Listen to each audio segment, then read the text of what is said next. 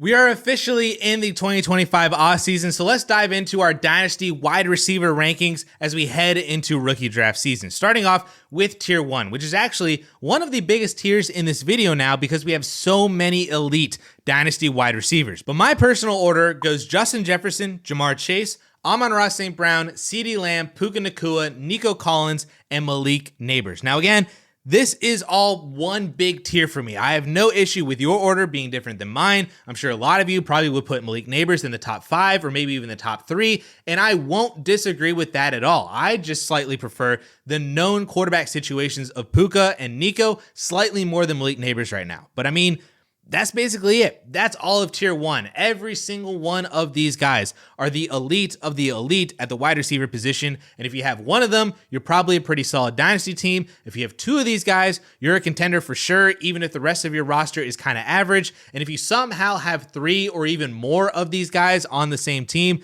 well then congratulations on many future Dynasty championships. This is the tier that I want to upgrade every single one of my wide receivers to because that to me is how you build a true Dynasty roster. Now do whatever it takes to get these guys on my team. In Tier 2 now is a small tier of just 2 players. 2 players that I think could have an argument for Tier 1, but I don't think quite have the oomph to get there just yet. Brian Thomas Jr. and A.J. Brown. Now, A.J. Brown is the easy one. He is just so spectacularly good and a true alpha wide receiver in the NFL. Since joining Philadelphia, he's put up back-to-back 1,400-yard seasons, and in 2024, while only putting up 1,000 yards, he did do that in 13 games, which is a 17-game pace of 1,400 yards and 9 touchdowns once again. So essentially 3 straight seasons of that production in Philly. He is elite. The only true Dynasty issue with him is that he's currently 27, turning 28 in the summer, which isn't old for wide receivers, but it really is the first age where age starts to become an issue for Dynasty value. And he's at minimum 2 years older than every player ahead of him in Tier 1. And then BTJ is the complete opposite on the career spectrum after a magnificent rookie season. And I just want to say, I was 75% right on my hot take from last year that BTJ would be the second most valuable rookie from the 2024 class when the year is said and done. I say 75% right because my assumption was that Marvin Harrison Jr. would be the most valuable. That ended up being Malik Nabers at the top spot, but regardless, BTJ is hands down the second best rookie from the 2024 class right now. The only reason I don't have him in Tier 1 just yet is because the Jaguars are going to go through a lot of changes this offseason. New coaches, new offensive system, maybe some weapon changes around BTJ. None of that should really affect Brian Thomas Jr., but it could. A new offense could definitely still be a bad offense, and it is possible that a worse offensive system gets put in place that decreases BTJ's volume and scoring opportunities. Regardless, though, he is still such a phenomenal wide receiver, a stud wide receiver. I'm just not ready to crown him in Tier 1 just yet, but a very easy Tier 2 ahead of a ton of other guys. Now, Tier 3 is another bigger tier filled with more young guys with elite upside, but again, there just feels to be a blockage of sorts preventing them from being higher right now.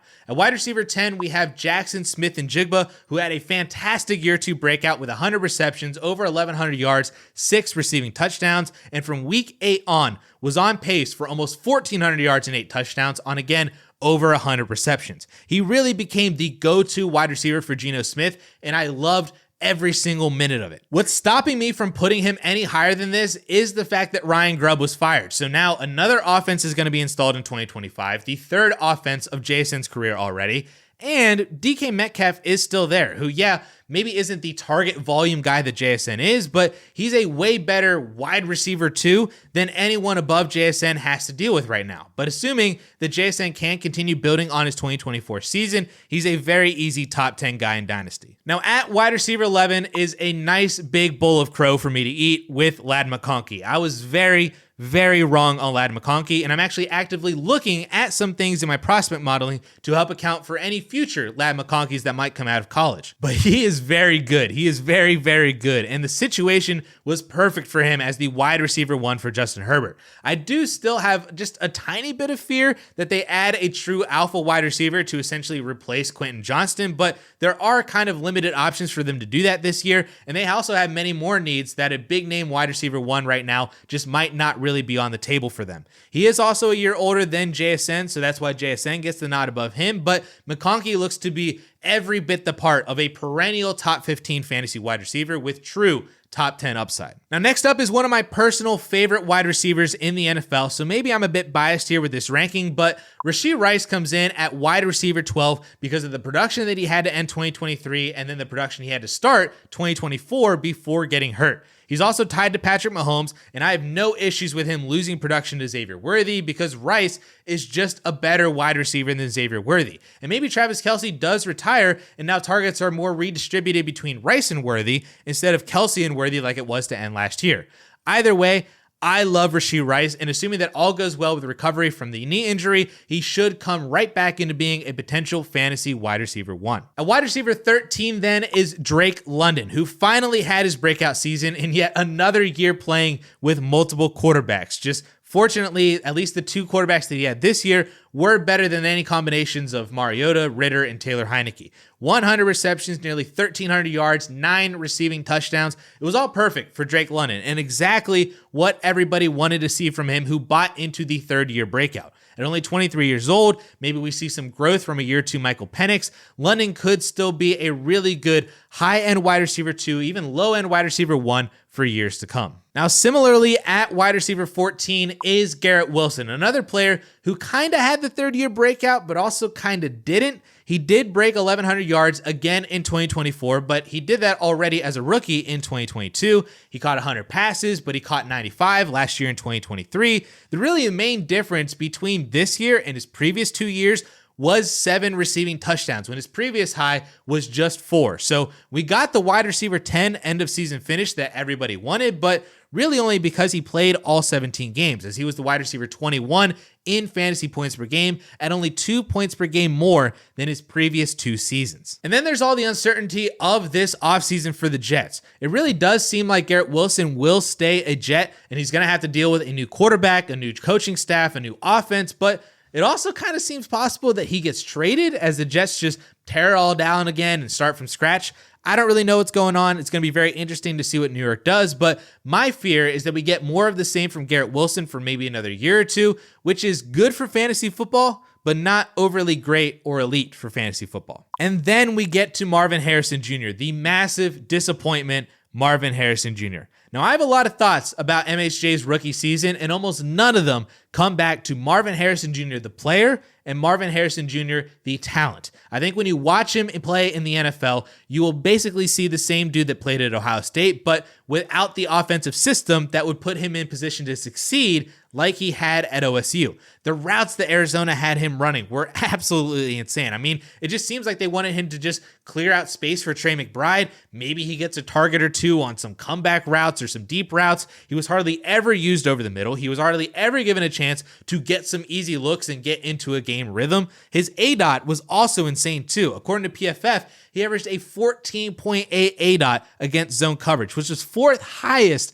among wide receivers last year, behind Calvin Ridley, Keon Coleman, and Demarcus Robinson. He also averaged a flat 14.0 ADOT against man coverage, which was 10th highest in the league at wide receiver. And his rapport with Kyler Murray was basically non-existent. Kyler never truly saw him on tons of plays when he was open, and instead would just check it down to Trey McBride. And that was it. Like, come on, Arizona. Do you even know what you have in your rookie wide receiver? Why even draft him 4th overall if you were going to use him this way? I still have a ton of hope for Marvin Harrison Jr. because I believe the prospect that we knew him still exists somewhere in there, but some changes definitely need to be made in Arizona for that true potential to really come out. And then very similar to my running back rankings where I had Chase Brown basically appended to the Dynasty RB1s as an upside pick with risk, I also have his current teammate, T. Higgins, appended to this tier in what I'll call tier 4B essentially. The reason being, Higgins proved this year that he has fantasy wide receiver 1 upside, and he was able to do that alongside Ja'Marr Chase, the fantasy wide receiver 1 this year.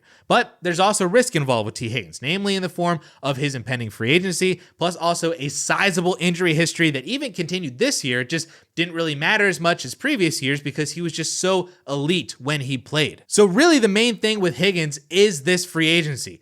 I personally have been believing more and more that Cincinnati finds a way to keep him and sign Ja'Marr Chase long-term, which would be tremendous for T. Higgins and something that would make me put him firmly in tier 3 with the guys above him. But there's also a chance that Higgins signs somewhere else, and depending on the situation, could be slightly worse to even a lot worse than his current situation in Cincinnati. Because even as the wide receiver 2 for the Bengals, Higgins averaged over 9 targets per game this year, which is 155 targets over 17 games, which would have been 4th among receivers this year, right there with Justin Jefferson, Garrett Wilson, and Drake London, ahead of every single wide receiver not named Ja'Marr Chase or Malik Nabers in 2024.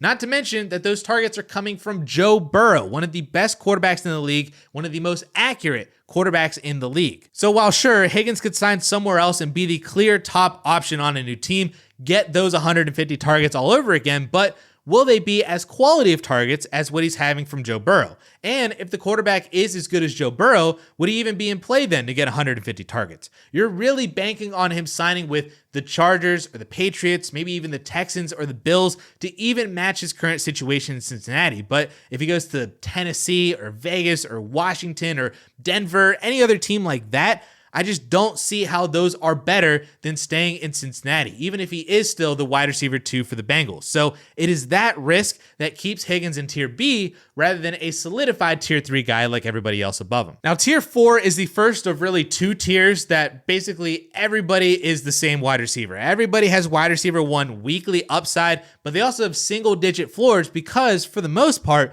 these guys are the wide receiver 2s on their own team, and with that comes all the inconsistencies of target volume and usage and touchdowns, everything because they're not really the guy on their own teams. With that said, the first guy in this tier is George Pickens, really just because the usage for Pittsburgh's wide receiver 1 doesn't equate to the same usage as a higher end team's wide receiver 1. He paced for 125 targets, 70 receptions, 1,100 yards, 4 touchdowns. Like, those are very solid NFL numbers, but for fantasy football, that's just a wide receiver 2. It's really no different than like 15 other guys. But because he's still the team wide receiver 1, he has that big play upside, he gets the nod here as the top guy in this tier. In a very similar boat to George Pickens is DK Metcalf, who I still consider to be at least the wide receiver 1B in Seattle. But it was very clear that JSN is now the target leader based on the last 8 to 10 weeks of the season. Still though, DK Metcalf is immensely talented. He has big pay potential as well. I just think the days of him finishing as a fantasy wide receiver 1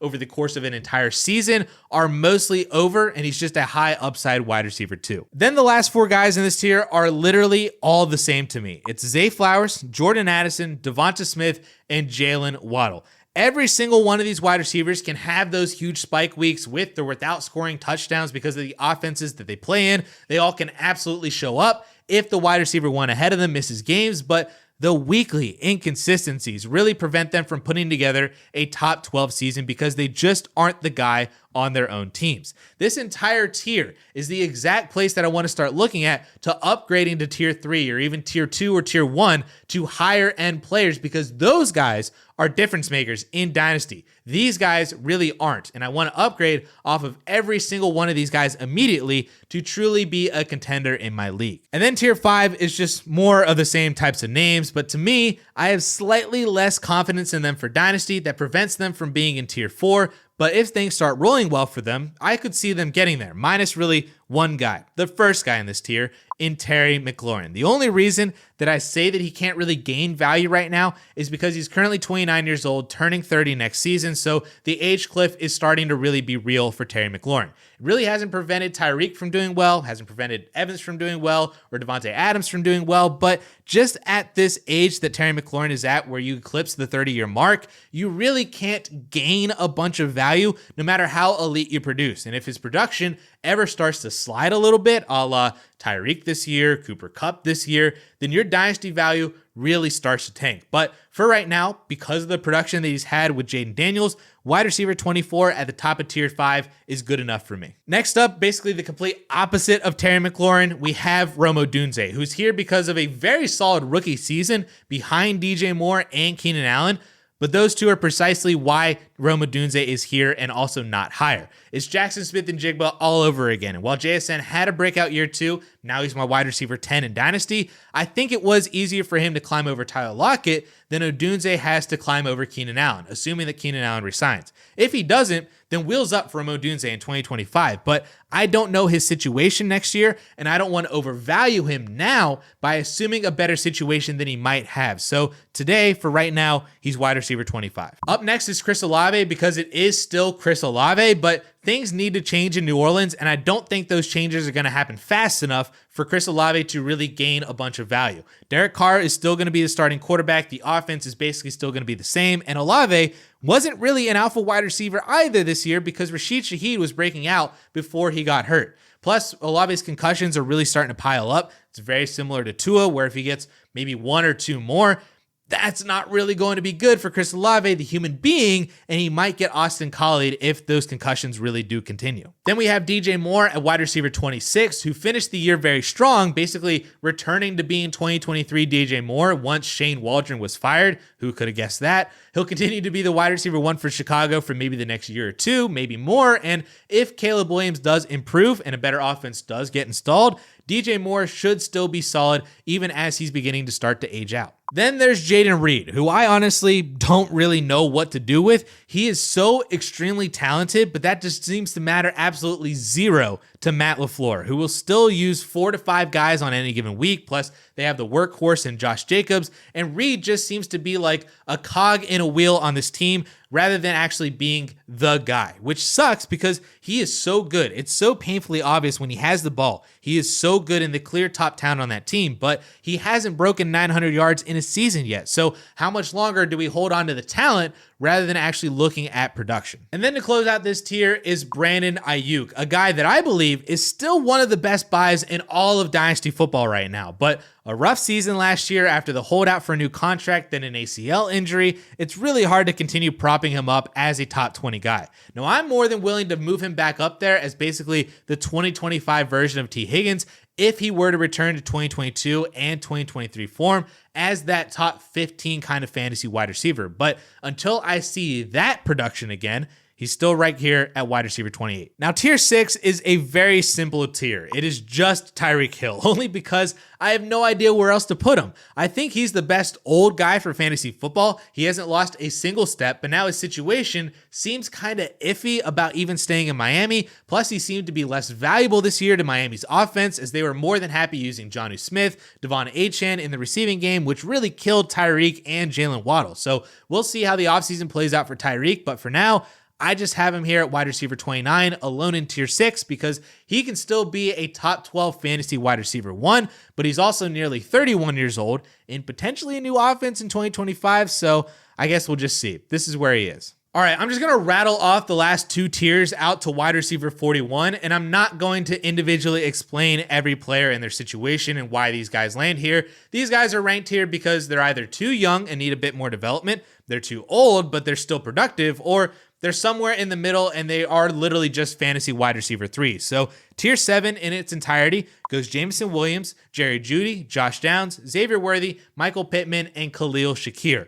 Then tier 8 is the old to older guys who are still producing in Mike Evans, Devontae Adams, Cortland Sutton, Chris Godwin, Amari Cooper, and Jacoby Myers to get us to wide receiver 41. And if we were to include the top rookies in this class into these rankings right now, I would plug in my easy rookie wide receiver 1 of Ted McMillan right into that tier 3B with T. Higgins because he is an elite prospect, but his situation could be rough early on depending on the team that he lands with, or hey, maybe he lands as the wide receiver 1 for Drake May. I would love that. So early on, he's a top 18 guy, but I would take 4 rookies from 2024 over him, including still Marvin Harrison Jr. Then my wide receiver 2, Luther Burden, will get plugged in between tiers 4 and 5 as he has upside depending on landing spot to start as a tier 4 guy or downside to be a tier 5 guy, kind of like Odunze and Jayden Reed. Again, depending on landing spot. And then Trey Harris and Emeka Egbuka would be my wide receiver 3 and 4, and they would fit in between tiers 5 and 6. Again, landing spot dependent on if that goes up or down. So there is my current top 45 Dynasty running back rankings with the top rookies included now that we're officially into the 2025 offseason. Make sure to drop any and all questions in the comments down below. Call me an idiot in the comments if you want, but make sure that you're subscribed either way for more Dynasty content for the rest of 2025.